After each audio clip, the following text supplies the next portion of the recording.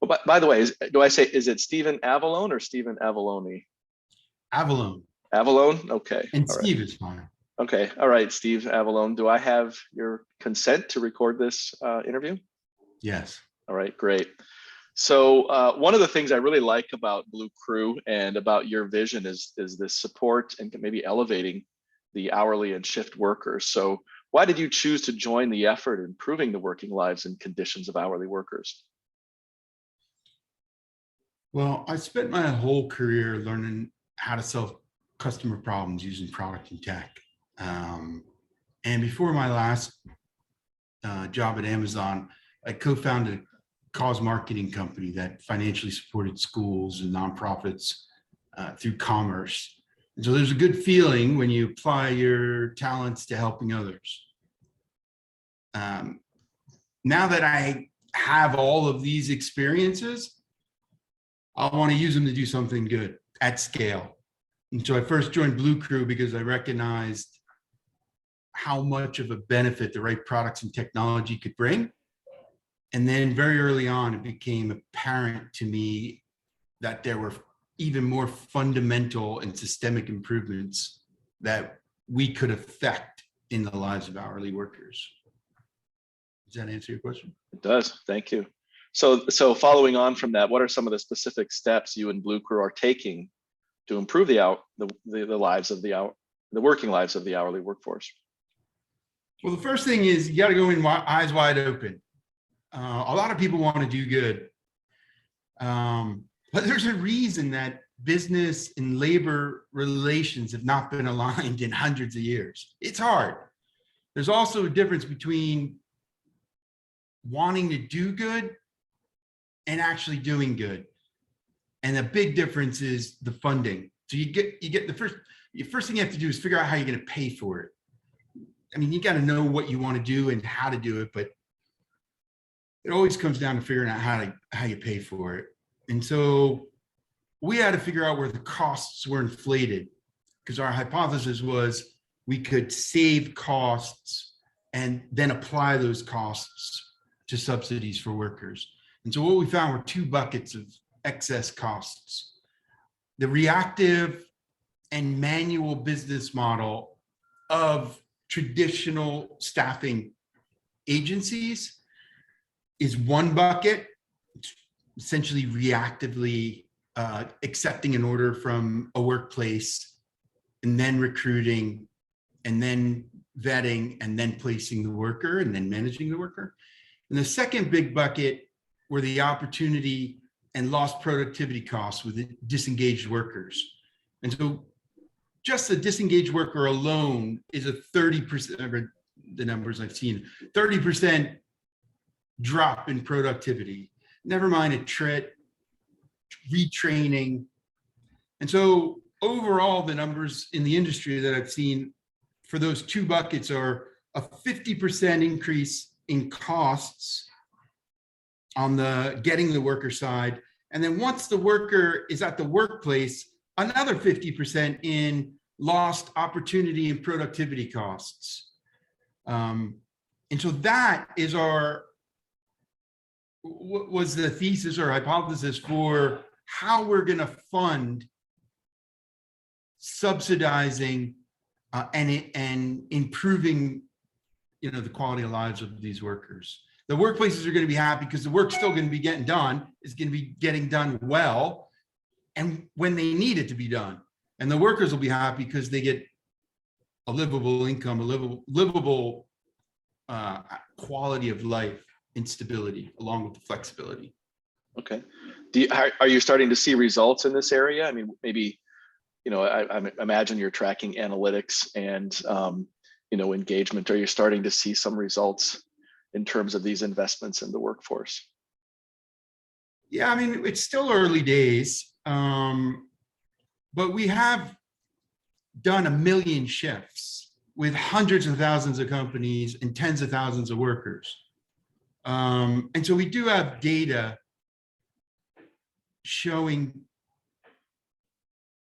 we can fill the shifts faster. We can keep workers employed at the levels that they want to be employed, and we can do it more efficiently. So those proof points we have, the increasing the engagement of the worker.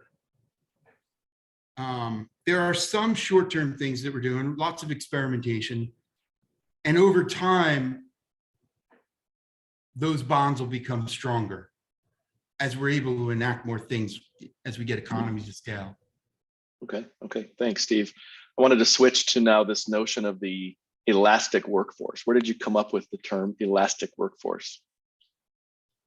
The elastic hourly workforce was coined from an analogy between the way we've defined the customer problem, the root customer problem, and the challenge that IT managers faced prior to the cloud. It sounds out there, I get it, but stick with me for a second. I didn't know anything about blue collar hourly staffing, and then I found myself as a CEO. And so I had to quickly learn. So like any good product person, which on a good day, I consider myself a product person, I talked with a bunch of customers. And there was this recurring theme that I heard behind the actual words that the customers were saying. Essentially was, yes, we need workers. But the reason that we need workers is that we have to manage variability in demand. And so there's two sorts of demand variability. The more predictable, seasonal, think of Q4 for Pepsi, who's a customer of ours, summertime. A lot of folks drink beverages in the summer. But there's also less predictable, shorter term variability, such as, well, the crazy thing we're seeing in the macro environment now with COVID and now with the war. But a large customer order comes in that was unexpected, even as acute as absenteeism. If enough workers don't show up for one reason or the other, the work's not going to get done. And so this reminded me back in the days when IT managers owned their own servers and they would brown out in Q4 and the rest of the year they'd collect dust until the cloud came around, which is really started off as a fancy word for shared server utilization. So many companies using the same pool of servers. So went back to the team and said, thought experiment. If we were to build the cloud for humans, what would we do differently? And this part of the cloud is, expanded, is called elastic cloud computing. And so when you need the resources, they're there, but when you don't, there's technology and data science that optimizes the utilization of those resources across many customers.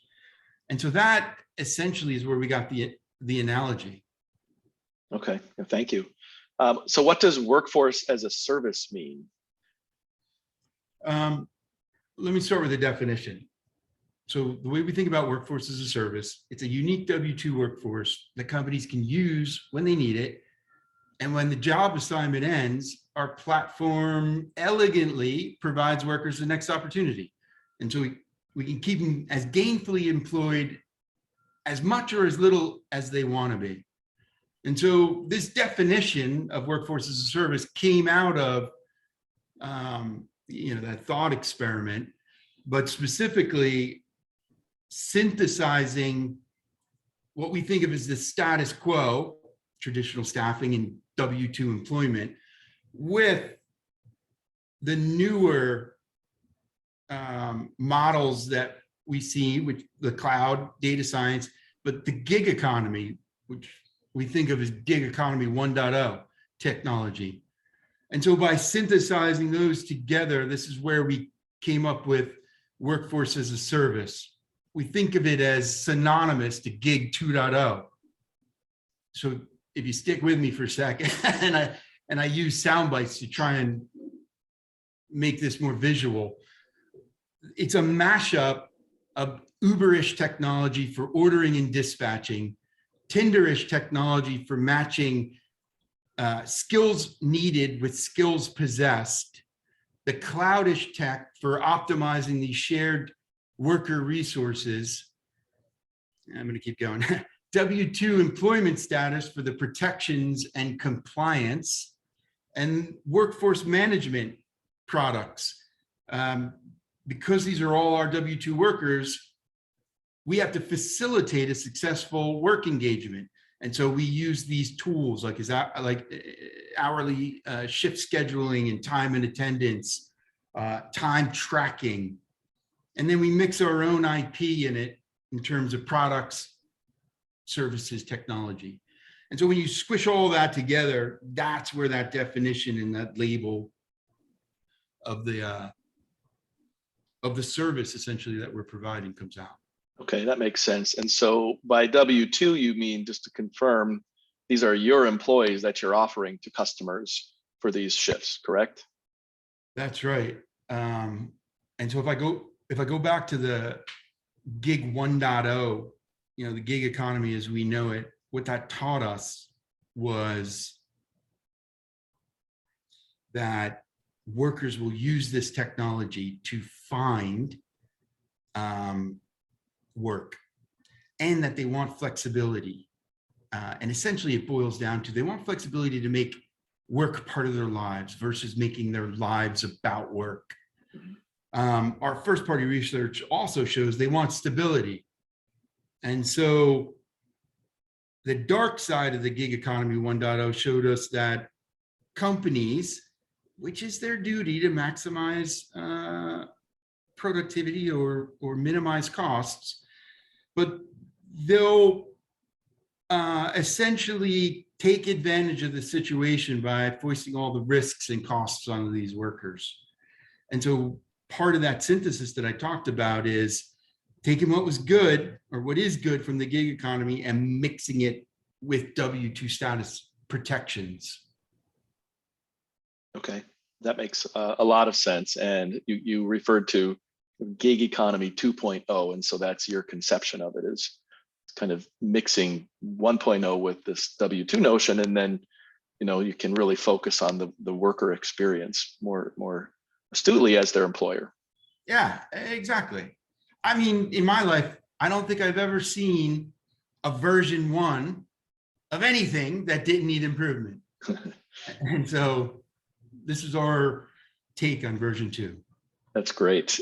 In some of your research that I've seen on your website, which is really good first party research, by the way, you mentioned working to align the interests of business and the hourly and shift workforce. So you may have alluded to some of this a little bit earlier in the conversation, but what are some of the steps you're taking to kind of move, meet these needs or align these interests beyond just job matching, for example?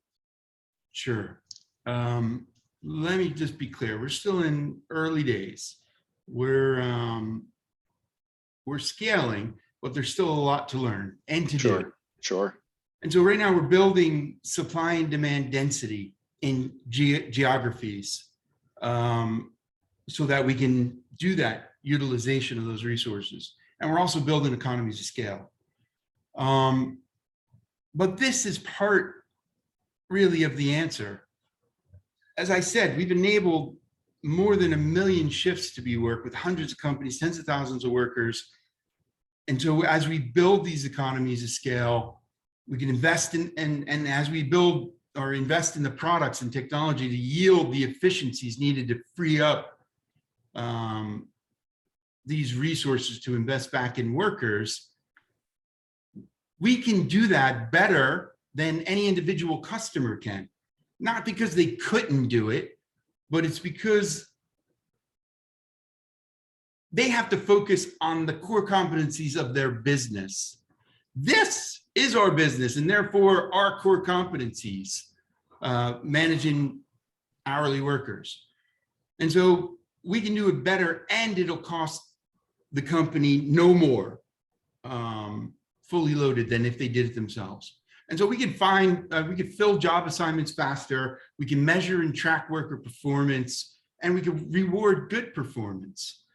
For the worker, the research that we did shows they want stability.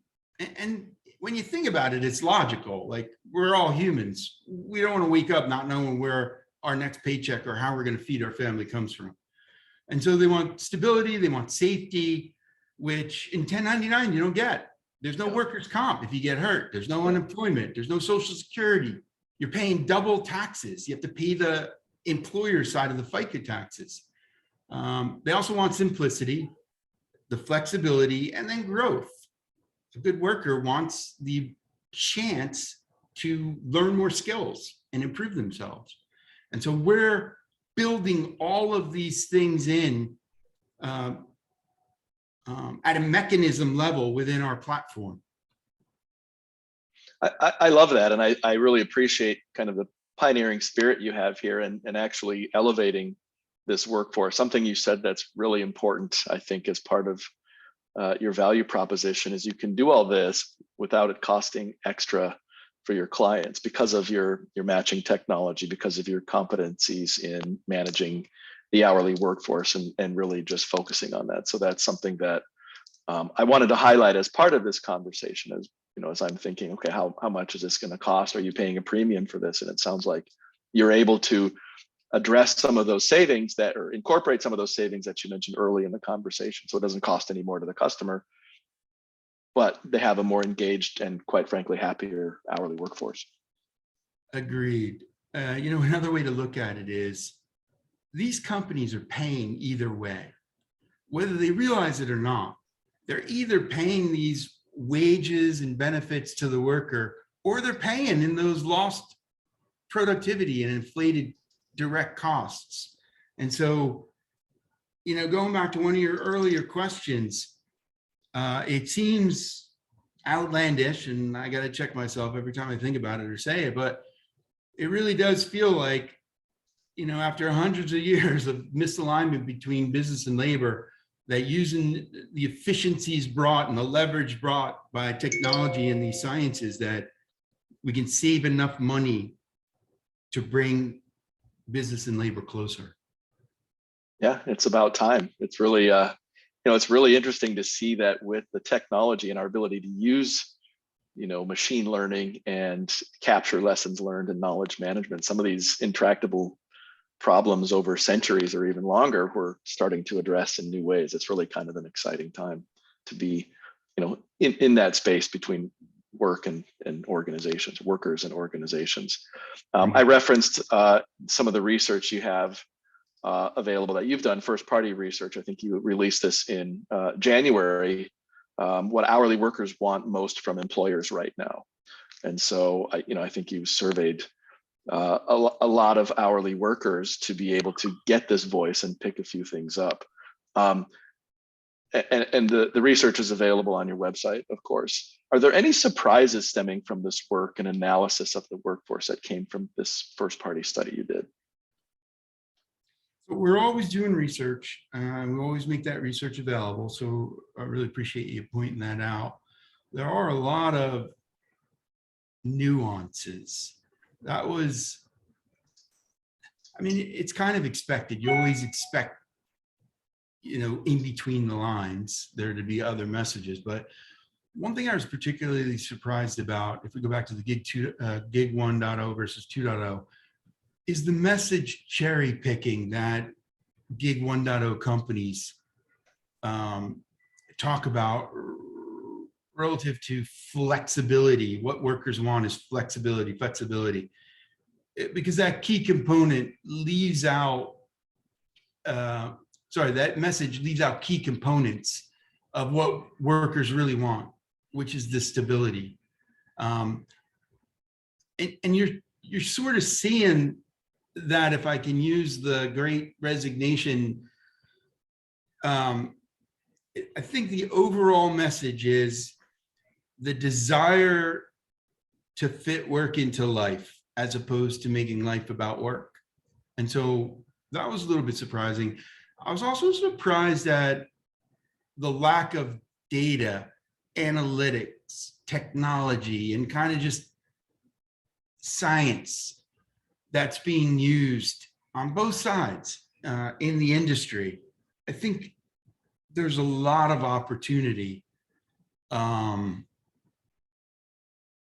There's a lot of opportunity. And in one way, and I don't mean this in any disparaging way, but it concerns me how far I perceive some companies being behind a company like Amazon, which is all technology, all science, all scientific method.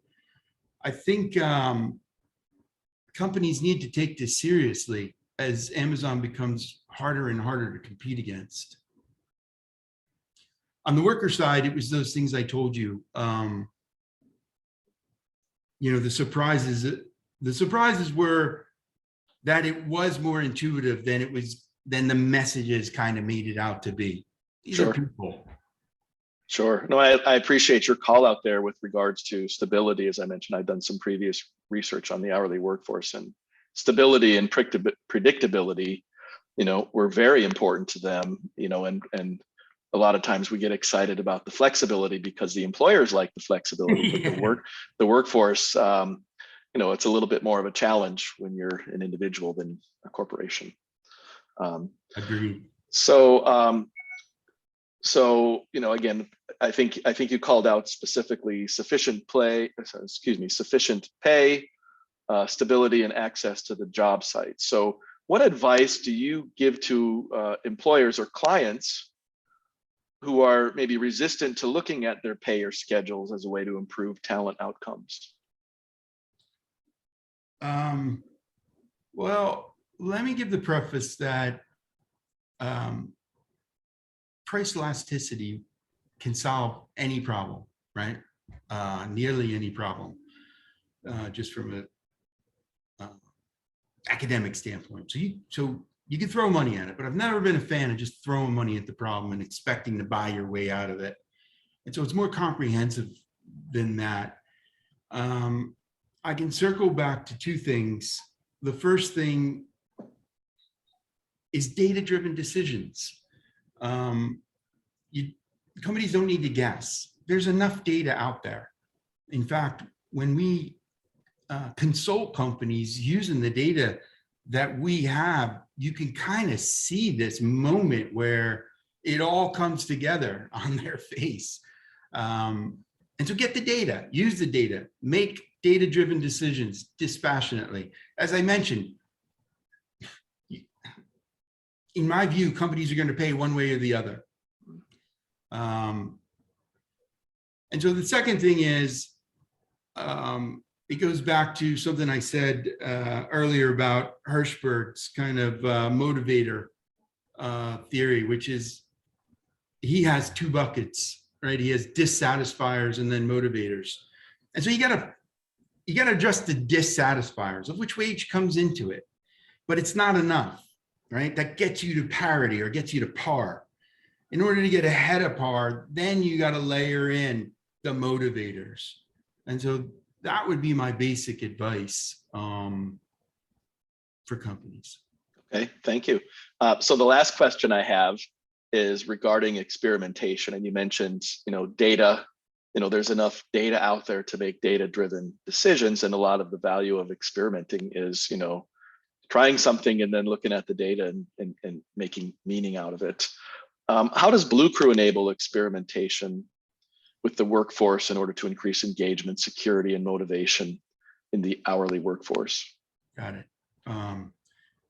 Bluecrew, at its fundamental root, is a technology company, and the inherent culture is experimentation. And as I said, scientific method, right? So we're building and have built our technology specifically to enable rapid tests, learning, iteration within the technology platform. So, at steady state, every day a company comes in to use it, they should see improvements.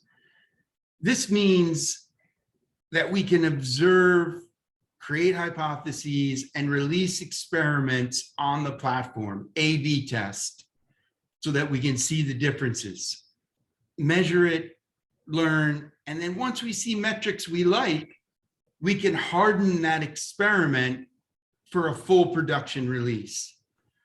And so that focus on building a technology platform with rapid experimentation in mind, allows us to run many different tests, small, medium, and large. Can you share an example of a test that might be useful for a customer, in trying something new with the hourly workforce? Well, we ran a test, A/B test for transactional rewards to see what effect. Very simple. Show up to work on time. Don't forget to punch in and punch out. A few other very specific transaction actions that a worker can take and then get rewarded, both monetarily as well as, the social component, a shout out, a thank you. It's amazing. I get thank yous from our customers. Your worker showed up. They did a good job. And I'm like, I'm typing on a keyboard all day. They're lifting these 50-pound boxes. Thank them. Yeah. And so that goes a long way. Recognition goes a long way. And so that's one example of a small test, but we have a dozen tests running. Okay. And so it sounds like you're enabling, maybe you're taking some of the risk with this experimentation, or how do you help the customers become comfortable with this idea of experimenting? Oh yeah, this is all on our dime. Our customers, they pay for our results. They don't pay for our experimentation. We do have some customers that want to participate, but the normal model is we're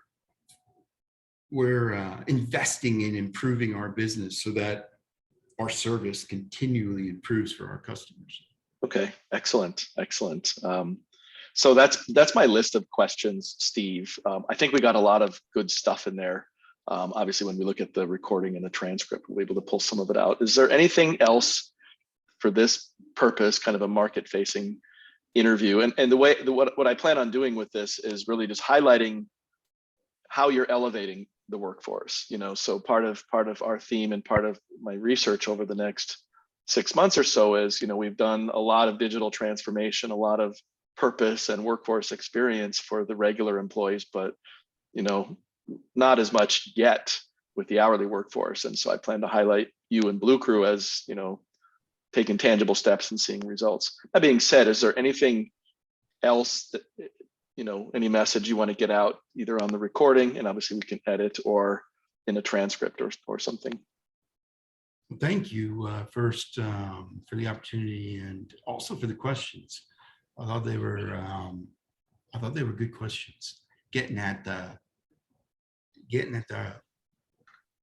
the right spirit of the challenge and some of the ideas for solution. Now, I think, look, obviously we can't do it alone. And so companies that are interested in getting better performance for their company, as well as doing the right thing, it's not mutually exclusive. We have data points and metrics, proof points that show you can have both. And so the more economies of scale we get, the better it works for the company, the worker, and us. And so, the plug would be get involved, reach out, talk to us. We can do it. We can do an experiment, and or test, pilot, and we can show you that it works. Okay. And assuming you can handle any size enterprise workforce at this point. Yeah, our sweet spot. We have enterprises, we have mid-market, especially third-party logistics companies, and we've done experimentations with small companies. Right now, the mid and enterprise are the companies that we could directly engage with. The smaller companies can sign up on the site and self-service. Okay. Well, like I said, this was, it was a little bit shorter than we planned, but lots of great stuff in here. So I really appreciate your time, Steve. As I mentioned, we'll take a look at the video. If you want, I can share the whole transcript and the whole video with you and your team. And then if once we come up with either some snippets or some language we want to go public with, obviously we'll share it with you and ask for your explicit approval and release. So Thank you, sir. Really appreciate it. all Yeah, right. if you don't mind sending the link, I can make fun of myself if I. It's always good to see yourself and refine your Yeah, all right. your presence. But I think there's some good stuff here, and what we're really looking for is authenticity and really your vision and passion for what you do, which clearly conveyed. So thanks again. Have a great week, and I think we're on for next week for kind of a short round of demos and getting to know you from the Flextrack product side as well. It's great. All right. Thank you. Take care.